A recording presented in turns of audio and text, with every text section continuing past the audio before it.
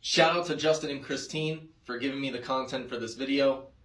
Today we're talking about love letters. What are they? Should you write one as a buyer? Should you accept one as a seller? And what do you do if you're an agent in this situation?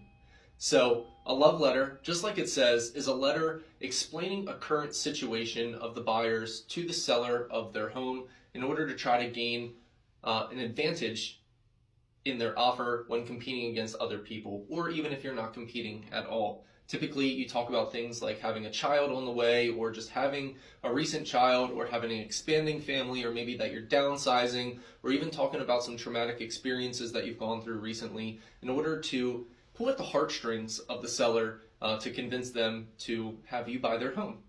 So this raises a lot of issues and a lot of problems for us as realtors, for sellers, and for the buyers, because this can lead to a lot of potential lawsuits over discrimination, unfair practices, and all sorts of things. So as a really good agent on the listing side of things, and here in Pennsylvania, it's actually against the Realtors Code of Ethics, you should not be presenting these love letters to your client. For me personally, anytime I get a love letter from a realtor, it goes whoop, right in the garbage can, and that's not because I don't care, and it's not because I have a heart of stone. Trust me, I would love to give those love letters over because they do really help your case a lot of times, but the last thing that I want is to put my seller into some legal predicament because something was said wrong, or they misused some of the information the wrong way, or they take the wrong offer because of their heart rather than their financials.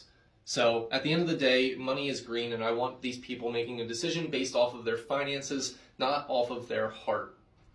So as a buyer, should you be putting in these love letters? Well, that's completely up to you. I'm not sure that I would recommend it because, again, as a good listing agent, it's just going to get thrown in the trash anyway.